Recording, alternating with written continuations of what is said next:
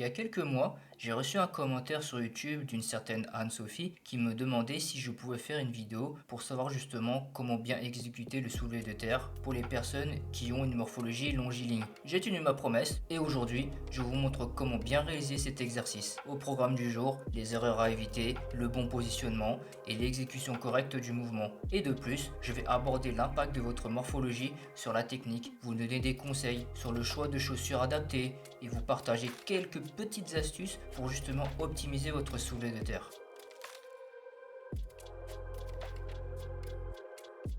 Le soulevé de terre finalement c'est quoi? En fait c'est l'exercice de base qui engage le plus d'articulations et de groupes musculaires. Il sollicite pratiquement tous les muscles de votre corps en mettant particulièrement l'accent sur la chaîne postérieure, c'est-à-dire les muscles situés à l'arrière de votre corps, comme les ischio-jambiers, les fessiers, les érecteurs du rachis, les grands dorsaux, les trapèzes, etc.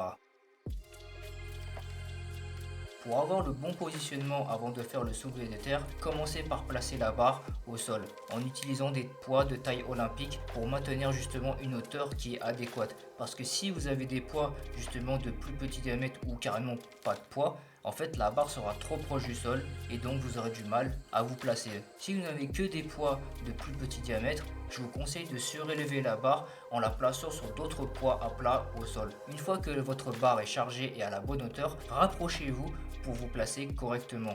Ensuite, vous devez positionner vos pieds à une largeur approximativement équivalente à celle de votre bassin. Assurez-vous que la barre soit centrée au-dessus du milieu de vos pieds et à quelques centimètres de vos tibias. Penchez-vous au niveau du bassin avec le dos arrondi, en tout cas pour l'instant, sans vous soucier de la position du dos. Prenez la barre avec les bras tendus à la verticale, avec les mains un peu plus larges que la largeur de votre bassin, en prise pronation, ou en gros ça veut dire que les paumes de main sont orientées vers soi, les épaules légèrement en avant. Gardez bien votre tête alignée avec tout le long de votre corps en fixant justement un poids au sol vers l'avant. Ensuite, fléchissez simultanément les genoux jusqu'à ce que vos tibias touchent la barre, tout en reculant les fesses en arrière et en gonflant la poitrine pour maintenir justement le dos droit. Dans cette position, c'est bon, vous êtes prêt à effectuer votre soulevé de terre.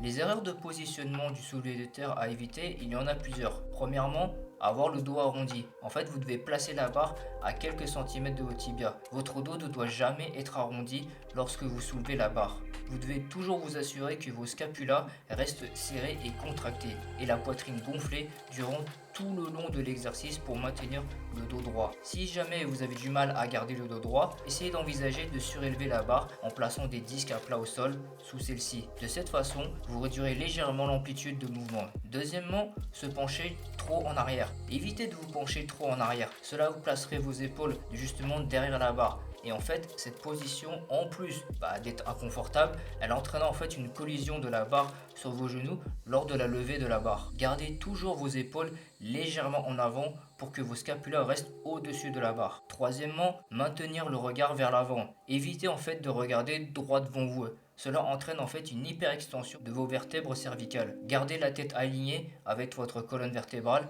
en fixant justement un poids devant vous sur le sol, ce qui justement vous assurera un alignement optimal entre votre tête, votre colonne et votre bassin. Quatrièmement, effectuez une prise inversée. En fait, la prise inversée implique que l'une des paumes des mains est orientée en prise pronation et l'autre en prise supination. Alors même si cette prise peut être utilisée pour vous aider à surmonter les restrictions de mobilité et soulever justement plus lourd, en fait elle comporte un risque accru de blessure, notamment de déchirure au niveau du biceps, parce qu'en fait elle crée une torsion qui est excessive sur leur avant-bras et le coude lorsque vous êtes dans la phase de traction. Je vous conseille toujours de privilégier la prise pronation pour justement minimiser les risques de blessure et assurer une exécution sûre et efficace du soulevé de terre. Une fois que vous êtes correctement positionné, vous pouvez entamer le mouvement. Pour exécuter efficacement le soulevé de terre, vous devez diviser le mouvement en deux étapes. Tout d'abord, effectuez une extension des genoux en poussant fermement sur le sol avec vos pieds plutôt que de tirer la barre. En fait, cela vous permettra de soulever la barre jusqu'au niveau des genoux. Ensuite, réalisez une extension des hanches vous permettant justement de vous redresser complètement et d'achever le mouvement en position debout. Veillez surtout à ce que l'extension des genoux et celle des hanches se produisent de manière simultanée et synchronisée pour justement avoir une exécution efficace du soulevé de terre. Les erreurs d'exécution à éviter, il y en a plusieurs. Premièrement, pousser avec les cuisses sans faire simultanément l'extension des hanches. En fait, évitez de pousser avec les cuisses sans faire simultanément l'extension des hanches parce qu'en fait cela met une forte tension sur votre dos. L'extension des genoux et des hanches doit se faire de manière synchronisée. Contractez fermement les fessiers lors de la montée en effectuant justement une extension complète des hanches pour vous redresser en position debout, le dos bien droit. Pour la descente, procédez dans l'ordre inverse. Commencez par une extension des hanches suivie d'une légère extension des genoux en gardant le dos droit jusqu'à ce que la barre atteigne le niveau des genoux. Deuxièmement, descendre la barre en fléchissant simultanément les hanches et les genoux. Faites attention à ne pas descendre la barre en fléchissant simultanément les hanches et les genoux, surtout si vous soulevez lourd, parce que cela risque de faire heurter la barre contre vos genoux et de perturber sa trajectoire. En fait, pour descendre la barre, commencez par pousser les fessiers vers l'arrière, penchez légèrement le buste vers l'avant, tout en gardant le dos droit. Fléchissez ensuite les genoux lorsque la barre atteint le niveau des genoux pour la poser au sol. Troisièmement, regardez vers le haut pendant le soulevé de terre. Évitez de regarder vers le haut pendant le soulevé de terre parce que cela provoque une hyperextension des cervicales. Vous devez maintenir la tête alignée avec votre colonne vertébrale et votre bassin durant tout le long du mouvement. Quatrièmement, faire le soulevé de terre avec la barre éloignée du corps. En fait, vous devez vous assurer de ne pas éloigner la barre de votre corps pendant le soulevé de terre parce que cela augmente en fait les contraintes sur votre dos. Avant de commencer le mouvement, vérifiez que la barre est centrée au-dessus du milieu de vos pieds et à quelques centimètres de vos tibias. La barre doit en fait frotter légèrement vos cuisses et vos tibias pendant le mouvement. Cinquièmement, faire une hyperextension du dos en position finale vers l'arrière. En fait, évitez de faire une hyperextension du dos en position finale vers l'arrière parce que cela va entraîner forcément des traumatismes. Maintenez le dos bien droit en position finale pour éviter tout risque de blessure. La seule exception à cette règle est lors d'une compétition de force athlétique où justement une légère hyperextension est peut-être nécessaire pour justement valider le mouvement devant les juges. Bon, je vais maintenant vous expliquer comment la morphologie peut influencer votre positionnement, votre exécution et votre force lors du soulevé de terre. Pour ce faire, je vais prendre deux exemples types. Les personnes longilignes qui ont de grandes jambes et un torse relativement court et les personnes brévilignes qui ont de petites jambes avec un torse relativement long. Les personnes longilignes par exemple sont souvent obligées de se pencher davantage en avant pour se mettre en position. Elles ressentiront alors une tension accrue au niveau des érecteurs du rachis, c'est-à-dire les muscles lombaires du bas du dos. Parce qu'en fait, l'angle de leur dos est plus prononcé que celui des personnes brévilignes qui se mettent eux plus facilement en position avec un dos moins incliné vers l'avant. Pour les personnes longilignes, il est plus difficile justement de bien se positionner et d'exécuter correctement le soulevé de terre en toute sécurité pour le dos. Alors ce n'est pas nécessairement un problème de mobilité, mais plutôt une question de morphologie qui constitue en fait le facteur limitant. Si vous vous trouvez dans cette position, je vous conseille de surélever la barre en la plaçant sur des disques à plat au sol, ce qui vous permettra de bien vous positionner. Vous pouvez également pratiquer le soulevé de terre sumo, c'est en fait une variante du soulevé de terre classique. Et cet exercice implique justement un écartement des mains qui va au-delà de la largeur des épaules, avec les pieds pointant vers l'extérieur, à un angle plus prononcé. Les mains sont aussi placées à l'intérieur des jambes avec une prise plus serrée sur la barre, ce qui finalement réduit les contraintes mécaniques sur le dos. Il existe plusieurs astuces pour optimiser le soulevé de terre. Premièrement, concentrez-vous sur l'action de pousser vos pieds contre le sol plutôt que de penser à tirer la barre. Deuxièmement, pensez à ramener la barre vers vous en contractant vos grands dorsaux comme si vous voulez la coller à votre corps. Troisièmement, évitez de porter des chaussures de type running ou des baskets avec des semelles épaisses et amortissantes. Optez plutôt pour des chaussures avec des semelles rigides et plates, voire pratiquez le soulevé de terre pieds nus. Cela justement vous permettra de travailler la contraction des muscles de la voûte plantaire tout en assurant une répartition qui est uniforme du poids sur l'ensemble du pied. Quatrièmement, vous pouvez utiliser des sangles de tirage pour justement vous aider à maintenir une prise ferme lorsque la force de votre griffe devient un facteur limitant. En utilisant les sangles de tirage, vous pouvez justement vous concentrer davantage sur le mouvement lui-même plutôt que sur la tenue de la barre. Par contre, je précise, il est important de noter que l'utilisation excessive des sangles de tirage, elle peut entraîner une dépendance à celle-ci et affaiblir progressivement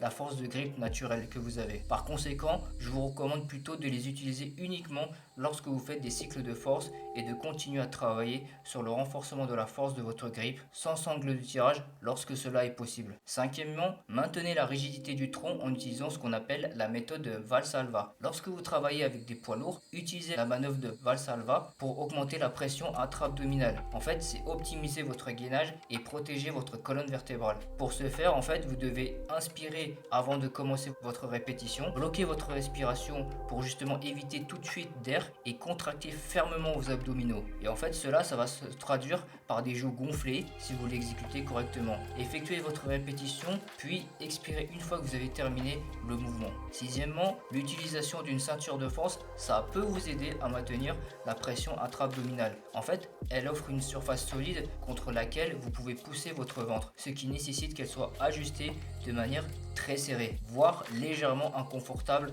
avec le ventre rentré. Il est important de noter que justement la ceinture de force, elle n'est pas destinée à soutenir les lombaires, je précise. Ainsi, les ceintures larges au niveau des lombaires et fines vers l'avant que l'on trouve justement partout dans le marché du fitness, en fait, elles ne servent à rien, à part à vous procurer un sentiment de sécurité psychologique aux pratiquants. Une ceinture de force, une vraie ceinture de force efficace, elle doit être large, épaisse et rigide sur toute sa circonférence pour avoir un effet physiologique réel. Cependant, il est important de noter que justement l'utilisation excessive, comme pour les sangles de tirage d'une ceinture de force, ça peut entraîner une dépendance à celle-ci et justement affaiblir progressivement la force de votre pression intra-abdominale naturelle. Par conséquent, comme pour les sangles de tirage, je vous recommande de l'utiliser uniquement lorsque vous faites des cycles de force et de continuer à travailler sur le renforcement de votre pression intra-abdominale sans ceinture de force lorsque cela est possible. En conclusion, le soulevé de terre, c'est un exercice polyvalent. Il présente de nombreux avantages, que ce soit pour prendre de la masse musculaire, perdre du gras, augmenter sa force, sa vitesse, sa performance dans un sport spécifique, améliorer sa coordination ou voire même prévenir les blessures au dos. Vous pouvez l'intégrer aussi bien dans une séance dédiée au bas du corps que dans une séance axée sur le haut du corps, selon vos préférences et vos objectifs. Bien que cet exercice il peut faire peur à certaines personnes à cause justement de sa sollicitation importante de la colonne vertébrale, en fait il ne faut pas en avoir peur. Justement, si vous commencez avec des charges très légères, adaptées à votre niveau et en portant une attention particulière à votre position et à l'exécution, vous constaterez qu'une fois maîtrisé, le soulevé de terre deviendra un outil redoutable dans votre programme d'entraînement.